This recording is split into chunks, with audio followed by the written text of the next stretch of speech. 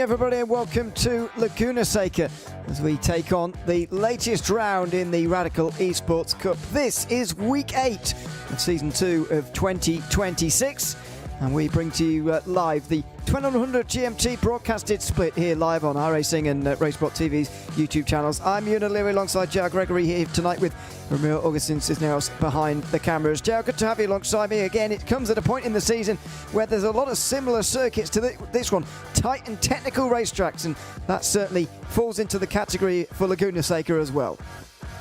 Yeah, it really does. And Laguna, a lot tougher, Ewan, than it looks on paper, and really calls on these drivers to show everything that makes an excellent Radical driver. You have to be really good on the brakes. You have to be patient on the power, and you have to really be precise, threading the needle between some of these anti-cut curbs to be at the pointy end of this field. It is a fantastic track. Just returned from here at the IMSA weekend last weekend, so I'm anxious to see these SR10s out here in Monterey Bay.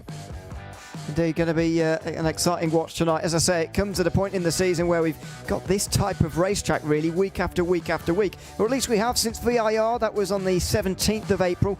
I'd say Brands Hatch and Garing, Laguna Seca broadly fitting into that similar category. But a couple of Grand Prix circuits to come after this. Silverstone next week, the Circuit Jules Verne of the week after that, before we go to the Nordschleife, which used to be our traditional finale. Now we see it every season in some other different places, or most seasons anyway. The Adelaide Street Circuit is our finale on June the 5th this time around. In terms of the iRacing official standings, James Barry is leading the way by 111 points, but as we were talking to him last week, he's pretty sceptical about his chances of actually winning the whole thing. We'll see how that stacks up in 5 weeks' time. Sometimes drivers like to lie or be a little bit reserved with the truth. Havoc Gullickson is in second place, about 50-odd points ahead, 55 points ahead of Heinz Braun. George Gonzaga and Andre Castro not that far away either. Castro will, I think, be climbing some places in the next few weeks. Get to Larson 6th ahead of Sebastian Lipp with Peter Eveny, Ollie Gullickson and Enrico Trenchi. Really quite a few hundred points away from the top of the standings. In the RaceSpotTV standings, made up of just races that we've broadcasted here on Friday nights, Andre Castro added to his championship lead last week with his 5th victory of the season at the Hungaroring. That's in front of Havoc Gullickson, who's 23 points behind. James Barry then in 3rd, ahead of Sebastian Lipp, Heinz Braun, running at the top 5. Peter Eveny, George Gonzaga, Ketchel Larson ahead of Gal Valero, who's still only been at one round and won it. He's in 9th ahead of Dennis Kyriakopoulos, who rounds out the top 10 with 3 top 10 finishes to his name this season.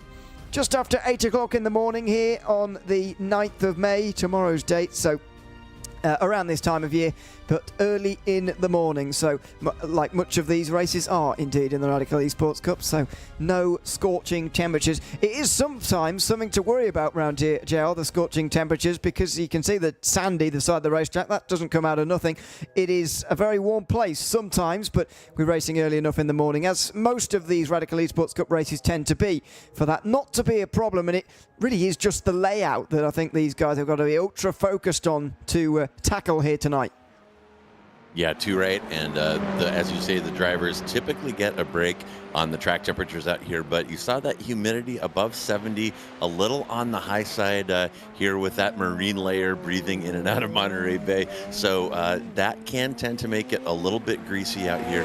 But overall, as I said, this track's so well suited to this car and really well suited to trail braking. So if you're looking to learn how to do that, this is a great car to learn how to trail brake in, and this track really rewards talent on the brakes, and managing the brake balance throughout the race very critical as well to keep that rotation under brake and going. As Dennis Kyriakopoulos going over the line, we'll see if he improves from there. Perhaps not. Jake Williams towards the top once again here. James Barry not going to be getting over him there with that lap time. He's got the number 1 on his back here, which is always a bit of a target to have in any iRacing session, as we all know. But what about Jake Williams we've seen this season? Haven't seen too much of him in the Radicals prior to now.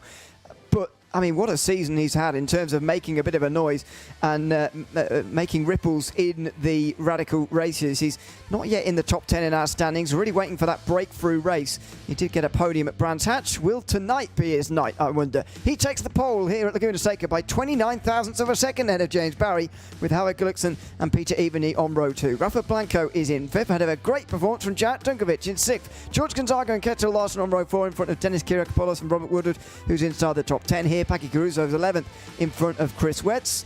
Samir Kadura and Kea Ere Elderson on row 7 in front of a disappointed Heinz Braun, I'm sure, in 15th place. Menno de Graaf, Chris Roberts and Ryan Stringer, the only one to not set time.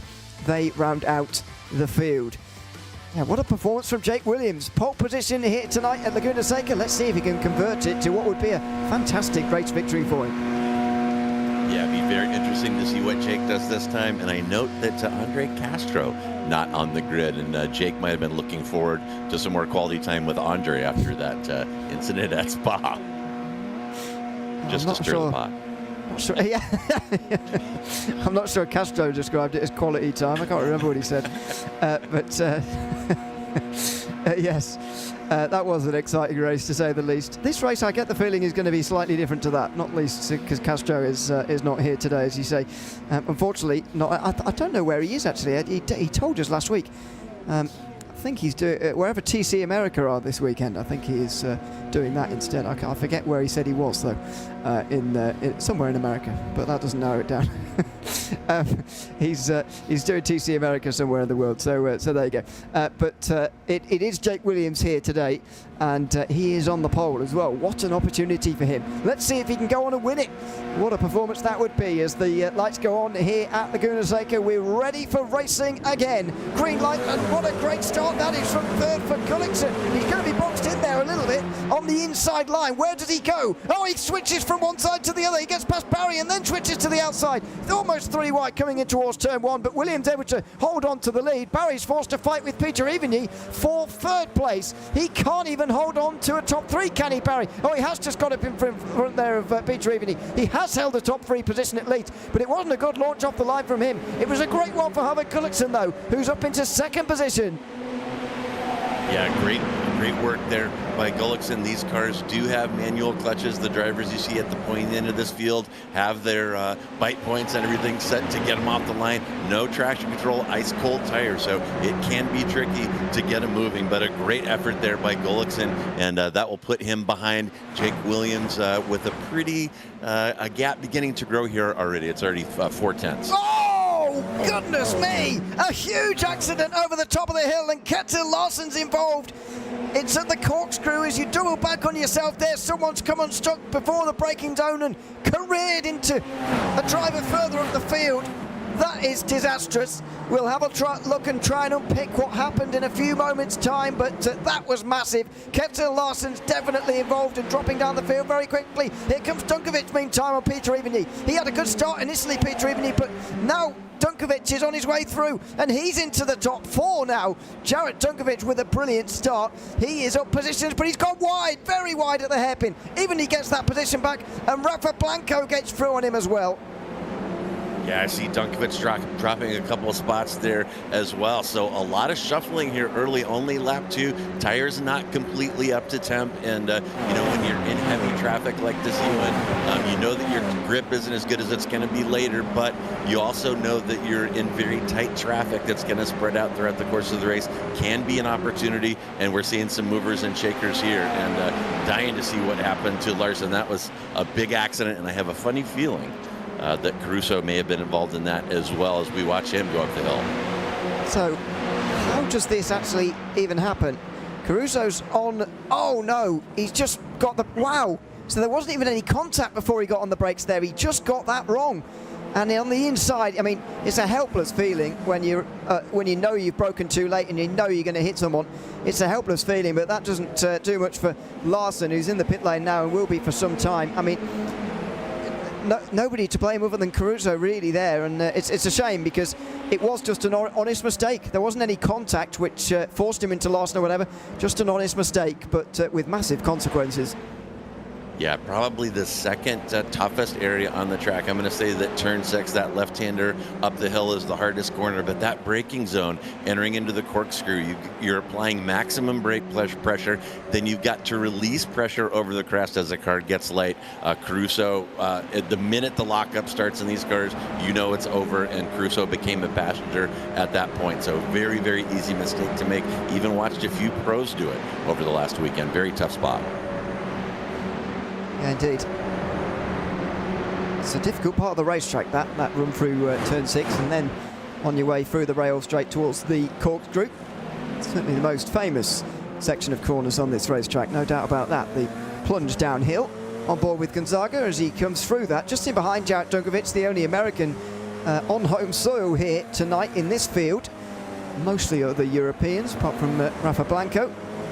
But on board with Gonzaga, putting the pressure on Dunkovic here. We've got Kirikopoulos behind us as well here, but he's a teammate with Gonzaga, so they'll be a little bit friendly to each other, one would hope, as they come over the line to complete the third lap of this race. Early on, it looked like Gullickson was really putting the pressure on Williams at the top of his screen, but that pressure is alleviating as Jake Williams is beginning to run away, and Dunkovic gets the hairpin wrong for the second time in 4 laps, and this time it's Gonzaga looking to take advantage. Heinz Braun can watch it going on in the distance as Dunkovic holds the inside line coming into the next turn, and he holds the position as well. Braun goes wide, allowing Woodward through.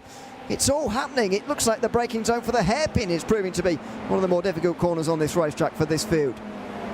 Yeah, very tough. And as I said, this track throws absolutely everything at you that's required to be a good driver in one of these radicals. In that braking zone into turn 2, the Andretti hairpin, very, very difficult. Dunkovic just drug a tire just for a moment, was enough to cause him to wash out and allow the competitor through there. So very, very tough spot. And at the other end of that straightaway, you got to be very careful putting the power down. So you get the accelerator test on one end of the straight, the brake test on the other end, and it never stops coming at you here at Laguna Seca.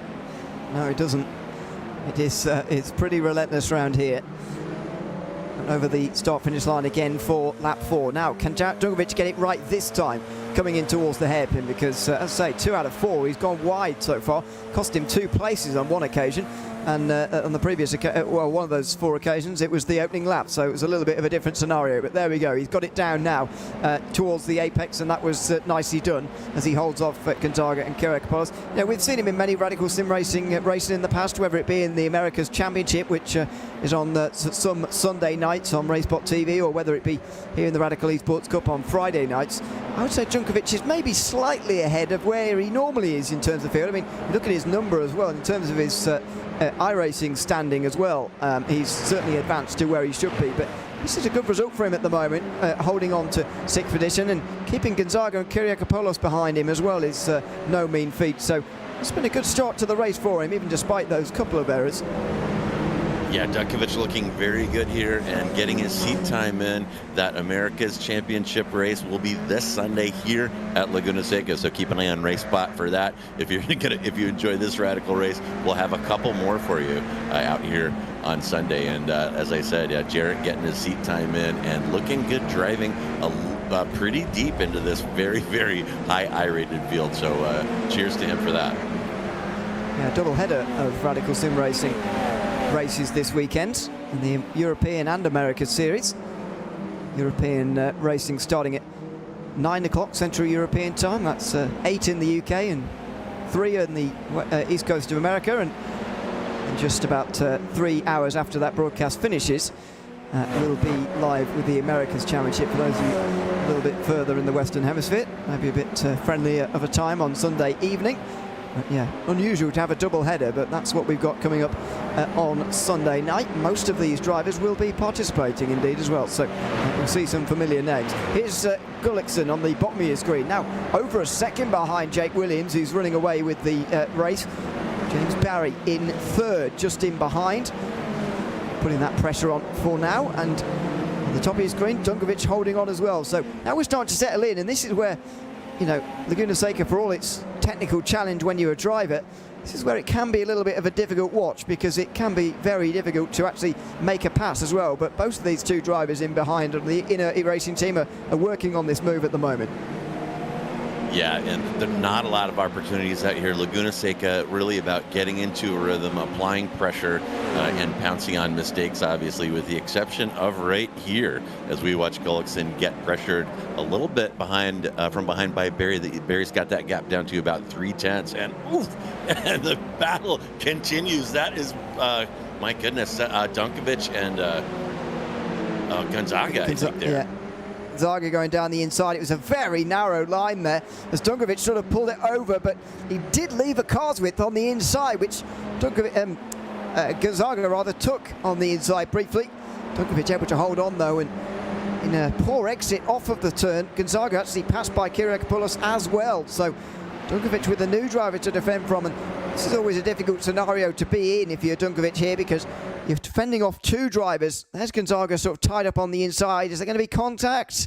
Oh, there was a little bit, so that's why Gonzaga's run was halted, but they were on a collision course there, really. When you're both braking as late as possible and you're both on different lines coming towards the hairpin, there's bound to be a little bit of rubbing.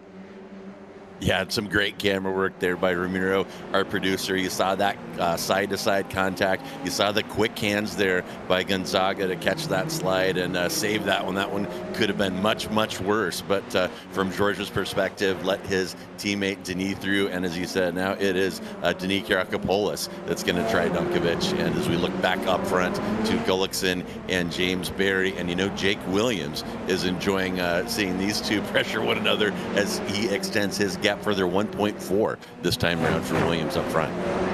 It's a fantastic run for him this season already in our broadcasted races. He's been on the podium once. That came at Brands Hatch with a third place run. He limped home to 10th at that race at Spa you referenced earlier on, an extraordinary race between himself and Andre Castro that ended in a bit of contact and ended with a few choice words at the end of the day as well.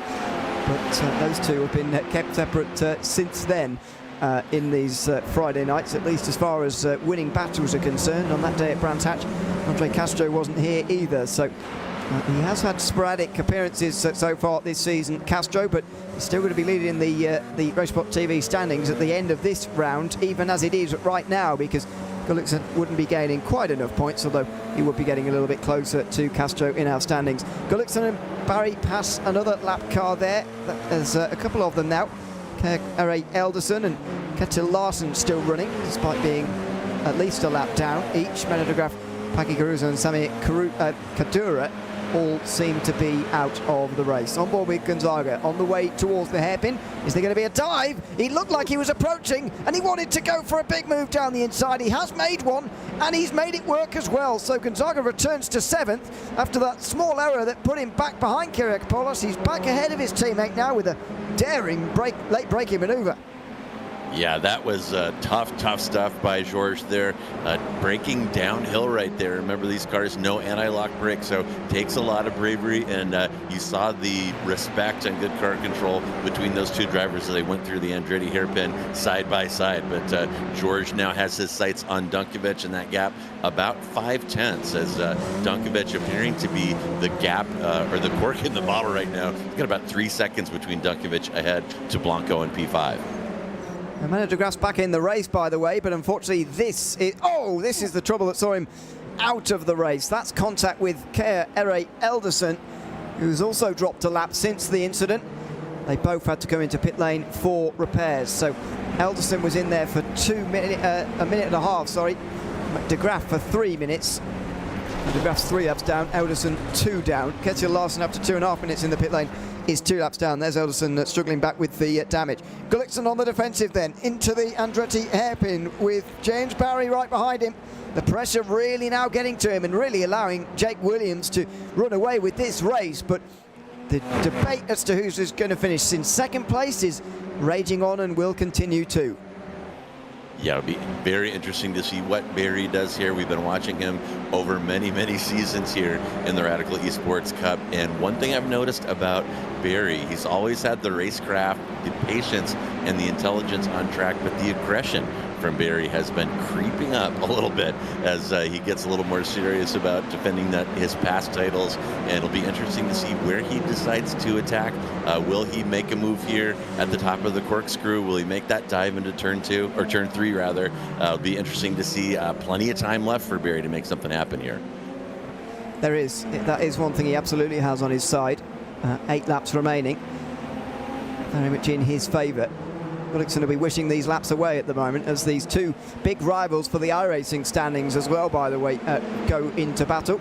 Gullickson not that far behind James Barry, certainly in terms of corrected order. Barry believes he's got some work to do this season to get himself up the, well, keep himself at the top of the standings, I should say, because of the way that the drop rounds work. Here comes Gonzaga. He was late braking on his teammate Kiriakopoulos into the hairpin. Now he does it on Dunkovic. A little bit less forgiving, of course, for the American. These two not teammates. Oh, and he's trying to scare him away there. Dunkovic, though, back down the inside. Has he gone too deep? Because Gonzaga turns underneath him there and might force another defensive shape out of him towards turn 4. Not quite. Hit through the right hander they go, and Gonzaga goes slightly wide. Is that the end of his chance? Is he going to have to go defensive? It does look like it, or is that an attack? It might be half of each. He looks to the inside of Dunkovic again. Now he's on the defensive for sure, with Kiriakopoulos just breathing off the throttle and let him back in the train again. This pressure is mounting, and Gonzaga succumbs to it. He goes off into the gravel this time. He runs wide. Dunkovic survives again. Kiriakopoulos is back into 7th position. And Dunkovic with ice water in his veins there. He knew that he had had problems in that Andretti hairpin with lockups. Might have been a little timid on the brakes. Let Gonzaga get next to him, but kept fighting and ultimately hung on to that position. Great driving by Dunkovic as he's still clinging to that P6, and definitely the cork in the bottle as you see off in the distance. That's Blanco still driving off, although that gap has, or no, the gap has increased actually about 4.5 seconds now. Indeed, the top 5 are away. I'll be surprised if anybody drops out of it unless there's some big issues. Gullickson is still ahead of James Barry. Jake Williams just had 1 or 2 connection problems actually on the last lap, or was it the one before, but thankfully those have stabilised and he's still leading here. The more though that Gullickson and Barry battle, Peter Evany might be able to get involved. We'll see if he can close before the final laps, but only a third of this race remaining when we get to the line. It's flew by once again in another week of the Radical Esports Cup. They so often do. 6 laps to go at the end of this one. I've got to say, Gullickson is looking comfortable at the moment, but just takes one moment of magic from James Barry, and suddenly that comfortability can go downhill very quickly. There's a race on here for second, and as I say, these two are fighting for the overall iRacing standings and can't really afford to give up many points to each other, especially when the time slots are so valuable in terms of the iRacing standings. This is one of the most valuable time slots of the Radical Esports Cup on a Friday night, and Barry wants to win those points. He gets to the outside. Gullickson defends pretty comfortably there again, though. Yeah, you see Barry going wide on the first part of that hairpin, trying to diamond off the second part. And, you know, this is James Barry, the little professor at work. He will size you up, try different approaches, show his nose in different areas to gauge your reaction. And he's planning the end game right now. I promise you that. And some great camera work here. That super tough turn 5. Watching Barry chasing down Gullickson, and I'll tell you, Ewan, after being at the track this weekend, there was such an amazing outpouring of love and respect for Alex Zanardi throughout the weekend, who had a huge moment right here at the top of the hairpin, and it makes me wonder if anybody wants to try to make that move happen during the course of this one. Well, it would be special to see. Oh, as Gonzaga gets back past Kiriakopoulos, and now let's see. Oh no, he's gone off. He's gone off. He might have been trying a move at the corkscrew there, and he's going to let Heinz Braun through as well. Woodward is not going to be far away. He's going to get involved now, and Gonzaga's chances of finishing ahead of Dunkovic surely now are over. As Braun goes wide in sympathy, does Gonzaga respond with a dive down the inside? No. He's going to switch underneath Heinz Braun now, and surely get a better run coming onto the front straight. The battle for second is stable at the moment. The battle's behind, certainly not. Here comes Gonzaga again. He's on the outside, long way round, but he's going to brake late enough to make this work, is he? He keeps it tight to Braun, who holds that inside line. Gonzaga can't stay alongside. He's jumped to the outside. Woodward doesn't want to force the issue and stays back in 10th. Gonzaga drops now to 9th position after searching for positions as high as 6th in this race. What an attempt right there by George. It was not a high percentage move, but he definitely was game and almost got that one done. But Braun, as we've seen week in and week out, a very stout defender. But Braun has got to know that that one is not over. And here's a replay of Jorge Gonzaga, and that was the Zanardi move right there. Doesn't quite get it done, goes a little too wide through the bumps there, but holy cow, right after I said it, there it was. So cheers to you, George, and sorry that one didn't work out, because you certainly had a crack at it there. He certainly did. Now he's resigned himself, though, to I think 8th place at best here. I'm not sure he's even going to be able to get on terms with Kyriakopoulos now. Here comes Barry having a look down the inside. That was only a small look. He can't get it done quite. He turns underneath Gullikson again there and forces him on the defensive towards turn 3. Now then, he's got him into a position we've not seen for a while. Barry gets alongside. Does he in time for turn 4? They're giving each other a lot of room. They are desperate not to make contact, these two. It's allowing Peter even though to catch up even more than he was before. The battling between these two just slows them down. And so even he's going to be a factor in this race very shortly, but Barry was not his usual self there. It didn't seem to me, trying to get through Gullikson. Both of them, in fact, look, they were giving each other a mile of room when normally you see them absolutely door to door.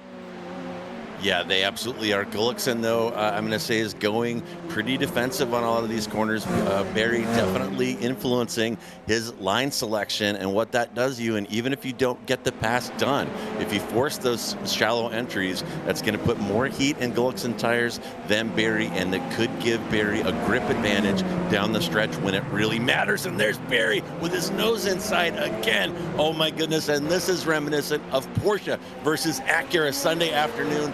And JR was sitting right there. It was epic. Here comes Barry again. Late braking on the outside of the hairpin, but Gullikson blocks that one off. Puts his car effectively just in the way there. Nothing more than that. And Barry can't get himself through, but even he now really throws a spanner into the works here, because he's been lurking behind. I don't think he's as quick as these two quite, but now that they're fighting, he's very much here, and something extra for Barry to think about, which is maybe going to help Gullikson in all of this, really. The fact that Barry is now attacking and defending. Yeah, and Evany's fast lap is actually between these two. Gullikson, the slowest of the three, followed by Evany and Barry. So Evany definitely is going to be game here and is in the catbird seat. I mean, he could end up in P2 theoretically if something goes wrong between these two. So Evany has put himself in a fine position. You see him there in the lower right. That great camera work by producer Ramiro showing his in-car, looking ahead at Barry, chasing down Gullikson, and that gap growing a little bit this time, Jake. That gap between Gullikson and Barry up to about 7/10. I called you Jake again. It's you, and of course. That's all right. I'll take it. 2 laps to go as they come over the line.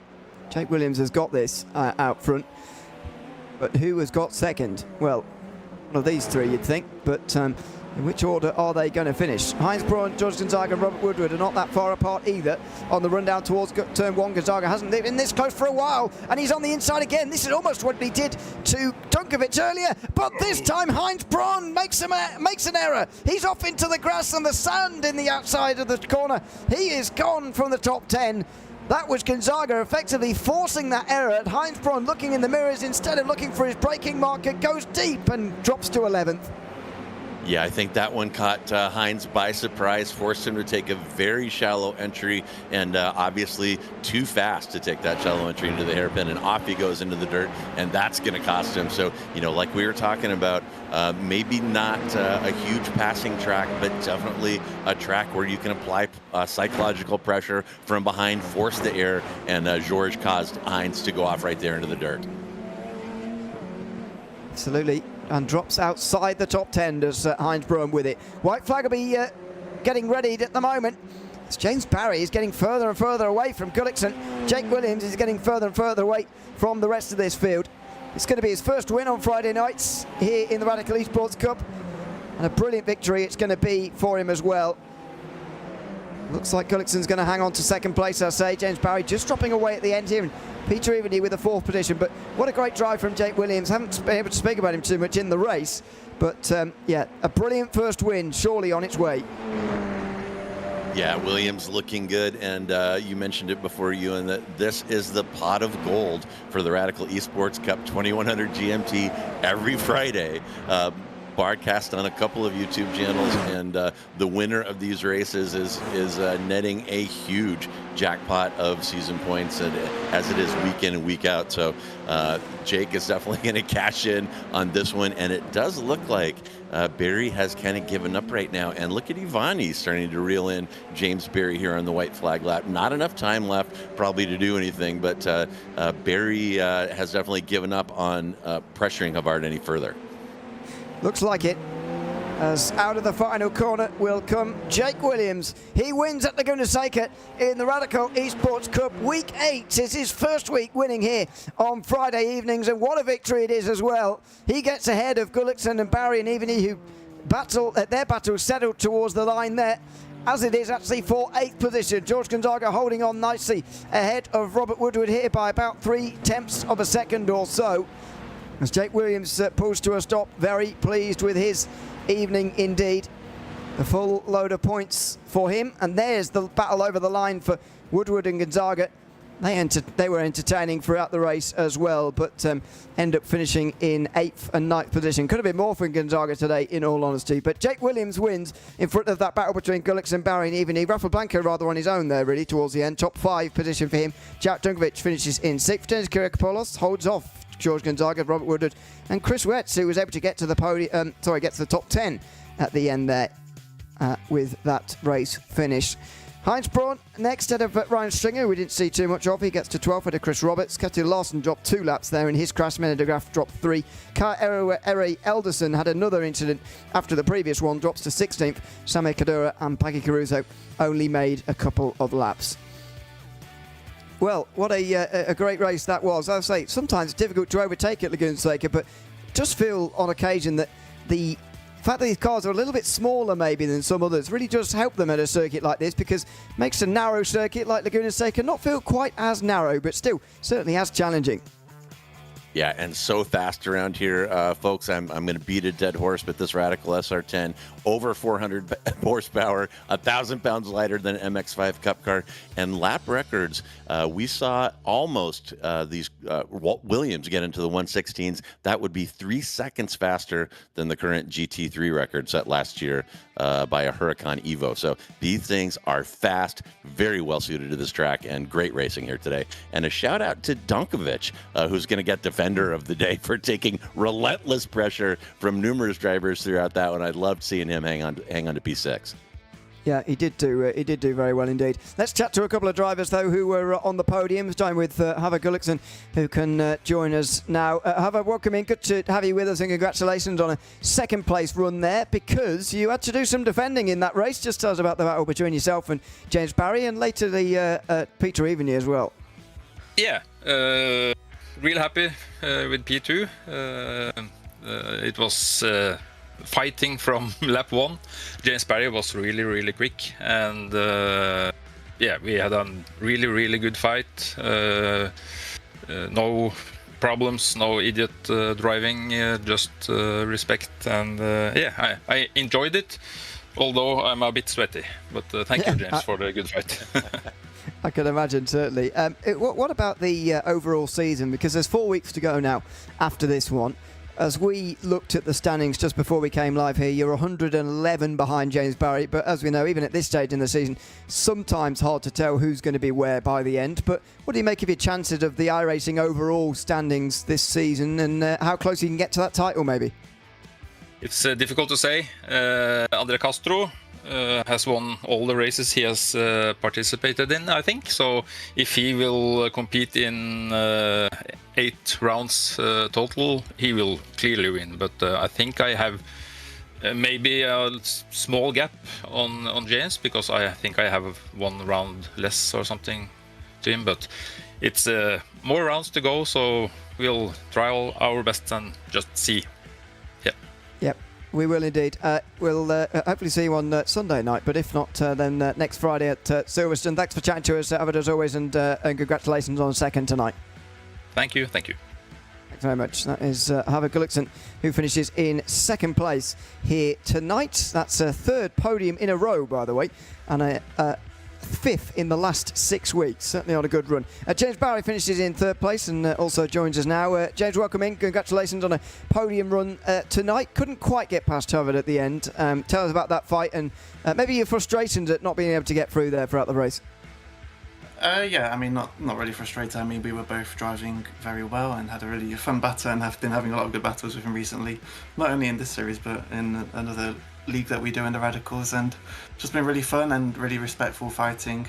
Sadly, not for a win. Well done to Jake for pulling that off, and I was very close to pole, so that's kind of a bit of consolidation for me, at least. And then yeah, just really enjoyed the battle, and it is what it is. At this track, it's hard to pass, but it's really enjoyable. There's a real test of endurance and a real test of precision every lap, just fighting to get close to the guy ahead and have a chance to overtake. So it was really good fun. Yeah, we just spoke to Howard about the overall iRacing standings as well. I wanted to get your thoughts on it because Howard mentioned obviously Andre Castro, who's got some gaining to do if he's at all of the final weeks of the season. But he was mentioning that he might just be 1 or 2 points in front of you by the end of the, or at the moment. Obviously, it needs to correct itself as the weeks go on. But where do you see the overall iRacing standings lying with yourself currently at the top of them? Where do you think it's all going to land? He's a lot more than 1 or 2 points ahead of me at the moment, and he's if you look at all of these the high SOF broadcasts, he's beaten me in every single one so far, I think. So I mean, apart from last week, but last week we didn't have a high SOF, so it won't really matter in the end. So it you know, is what it is with the SOFs and how they work. But he's been beating me, and fair play to him. It's been really fun trying to beat him. And then Andre's on another level, but he's obviously busy with other stuff. But at the current rate, he'd only need to do a couple more weeks, and he'll be good, I think, for the championship if he keeps winning like he was. Well, yeah, we'll see indeed about that. But tonight, James, congratulations on getting to a podium, and thanks again for chatting to us at the end. Yeah, cheers, guys. Hope you enjoyed. See you later. Thanks very much, James Barry there, third place here tonight from Laguna Seca. That just about does it here in the Radical Esports Cup here on RaceSpotTV and the iRacing YouTube channel as well. Make sure you join us again, by the way, on RaceSpotTV for more Radical Sim Racing racing coming up at the weekend. But next week on a Friday, it is the Silverstone racetrack, and the first in a double header of Grand Prix circuits with Montreal to come after that. May 15th will be live 2100 GMT as always with that. But as I say, on Sunday night at 9 p.m. Central European time, 8 p.m. in the UK, or 3 p.m. on the east coast of America, it is time for another European Championship round of the Radical Sim Racing Championship. And a few hours later than that, it's time for another America's Championship round. So a double header on Sundays on RaceSpotTV. If you want to join us for that as well, you'd be more than welcome. Thanks for chatting with us here tonight and watching along. I've been Ian O'Leary alongside J.R. Gregory with remote Augustin Cisneros behind the cameras of this broadcast here tonight. We'll all be back on Friday, indeed, from the Silverstone racetrack for another round of the Radical Esports Cup. Hope to see you then. Until then, though, it's goodbye for now.